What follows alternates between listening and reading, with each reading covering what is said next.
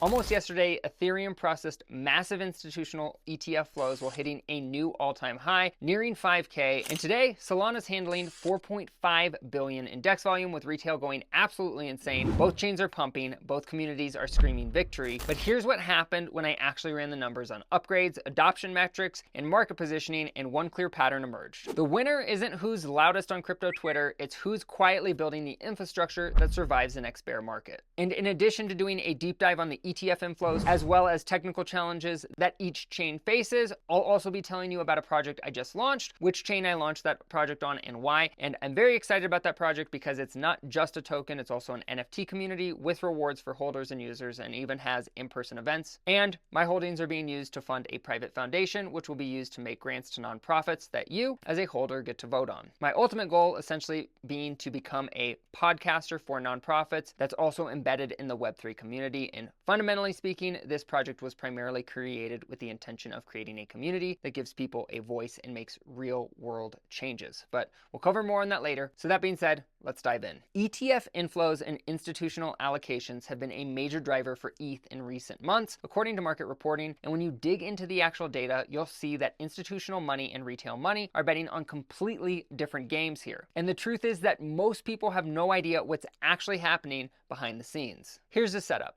ETF flows and institutional wallets, they don't lie like social media hype does. When major asset managers move billions into crypto, they're not making emotional decisions based on memes or Twitter sentiment. They're analyzing infrastructure, regulatory clarity, and long-term viability. Meanwhile, retail traders are chasing momentum as well as narrative plays, and both approaches can make you money, but they create totally different price patterns and sustainability. The contrast is pretty stark when you look at the numbers. Business reporting shows institutions treating ETH as infrastructure and often allocate through ETFs or regulated vehicles. That creates slow structural demand, which means these aren't day traders, they're allocation managers thinking in years, not weeks. They see Ethereum as a digital infrastructure play, not a trading vehicle. The institutional behavior around Ethereum treats it like a utility token for a decentralized finance rather than as a speculative asset like a dog with another type of hat coin. But here's where it gets interesting. Solana's volume comes from a completely different source. Reporting flagged that current Solana DEX volume is driven by retail traders, meme coin launches, and high frequency flows, not the large lump sum transfers you see with institutional ETFs. And when you break down Solana's transaction data, you're seeing millions of small transactions from individual wallets. The average transaction size on Solana versus Ethereum tells the whole story about who's actually using each chain. Pension funds and allocators favor ETH's regulated long-term thesis because they're betting on regulatory clarity and established infrastructure, and Ethereum has the longest track record, the most developer activity, and the clearest regulatory path forward. When institutions allocate in crypto, they're not trying to 10x their money in 6 months, they're trying to get exposure to digital assets without getting their compliance teams fired. But VCs, aka venture capitalists, prop shows, and traders have been the groups more willing to accumulate SOL because they accept higher volatility. These aren't the same institutions buying Ethereum ETFs, they're risk-on capital that can handle volatility and outages in exchange for potentially higher returns. Venture capital firms and trading firms see the technical advantages in retail adoption patterns. The difference in how institutional money moves creates totally different price impacts too. You see, ETF flows are steady but slow. They create price floors rather than explosive moves upward. And when a pension fund allocates 2% of their portfolio to Ethereum, the money isn't leaving during the next bear market, it's structural demand that supports higher price levels over time. And retail money moves fast in both directions, creating the crazy volatility that makes trading exciting but also dangerous. And this brings up the big question about which approach actually wins in different market cycles. Bull markets favor retail momentum and speculation. That's when Solana's speed and low fees attract millions of new users who want to trade meme coins and NFTs. Whereas bear markets favor institutional infrastructure and established use cases. That's when Ethereum's DeFi ecosystem and institutional adoption provide stability. The ETF flows are revealing which chain institutional investors are really betting on for the long term. They see Ethereum as the backbone of decentralized finance, while venture capital and trading firms see Solana as the blockchain for retail adoption and consumer applications. The truth is that both narratives can be right simultaneously, but they create different risk-return profiles for investors. And what these institutions know about upcoming technical changes that retail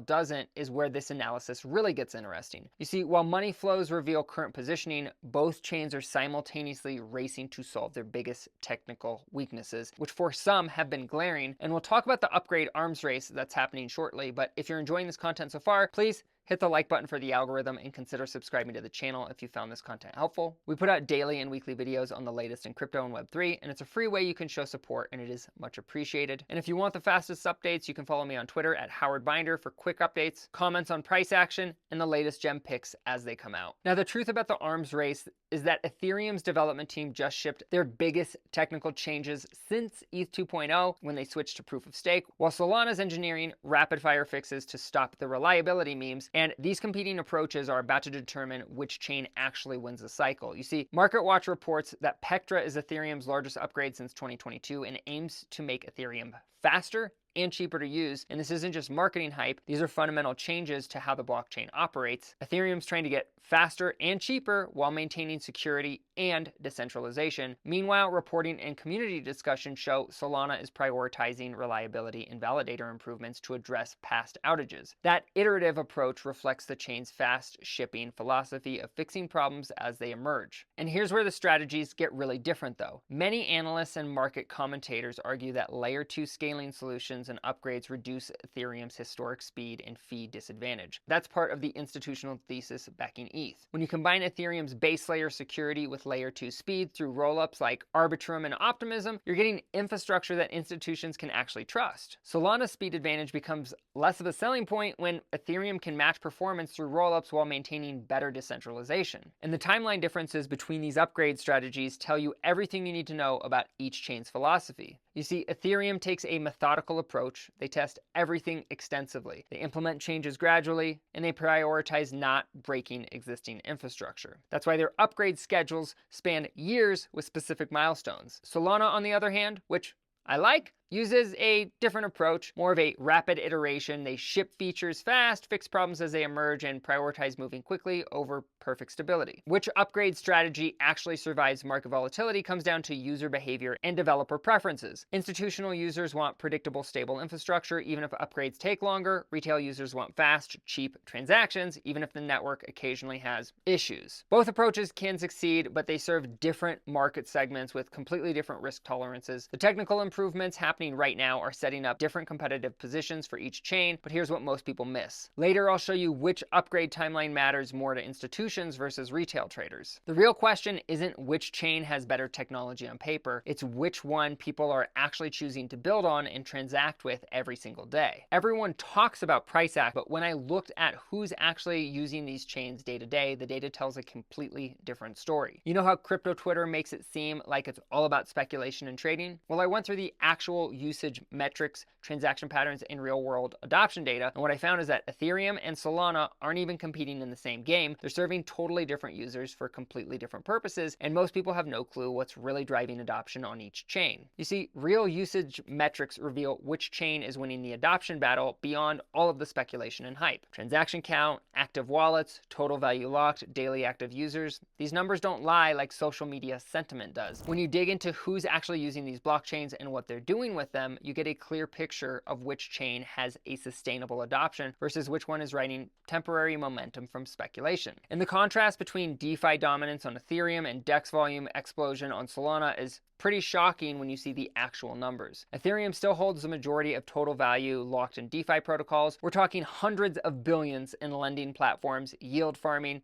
and decentralized exchanges. This isn't speculative trading, this is people parking serious money in financial applications that generate real yield. Meanwhile, Solana's DEX volume comes primarily from meme coin trading and high-frequency arbitrage bots, exploiting price differences across exchanges. Meanwhile, PayPal and Shopify integrations are bringing regular people to Solana while institutions stick with Ethereum infrastructure. PayPal's PYUSD stablecoin launched on Solana specifically because of the low transaction cost and fast settlement times. And this is because when someone buys something with crypto through PayPal, they're not thinking about which blockchain technology they're using. They just want it to work and they want it to be fast and cheap. Shopify merchants accepting crypto payments see similar benefits from Solana's speed. And these integrations matter because they expose millions of normies to crypto without requiring them to understand the underlying technology. NFT markets and meme coin trading drive completely different user behavior on each chain as well. Ethereum's NFT scene focuses on high-value art, profile pictures, and established collections that trade for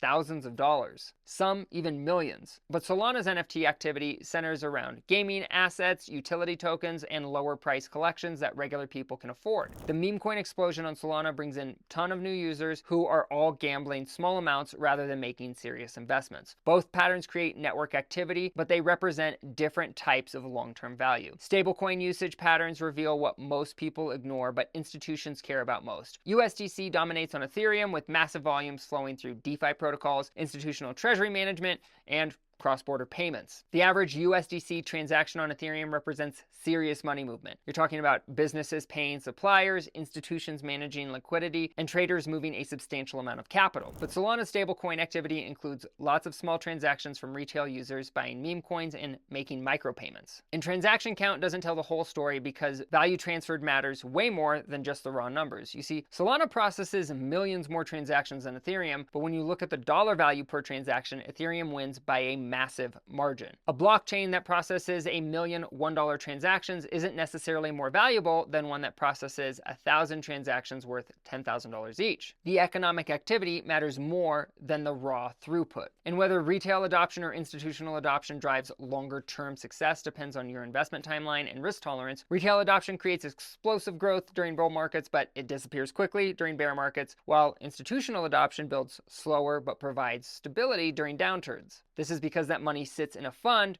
and doesn't sell. But both approaches can generate massive returns, but they require different strategies and expectations. And based on real usage data and adoption patterns, both blockchains are actually winning their respective games. Ethereum dominates institutional infrastructure, serious DeFi applications, as well as high-value transactions, while Solana dominates retail trading, consumer applications, and high-frequency activity. The question isn't which one survives, it's which narrative aligns better with your investment goals and timeline, because both chains have different but totally valid paths to victory. So here's my final take after running all these numbers. Both chains are winning different games, and smart investors need exposure to both trends. Ethereum owns institutional infrastructure while Solana dominates retail momentum, and you can't ignore either narrative if you want to maximize returns this cycle. The truth is, I'm holding equal parts ETH and SOL because institutional money will likely push Ethereum to a minimum 2 to 3x from current prices. That's just my opinion. But Solana could hit the same market cap with much higher multiples from its current starting point. My suggestion is stop picking sides and start thinking about which narrative fits your timeline and risk tolerance, and let me know your opinion and your allocation strategy in the comments. Do you think I made some good points, or am I full of shit? And as promised earlier, if you want more information about the crypto project I mentioned earlier,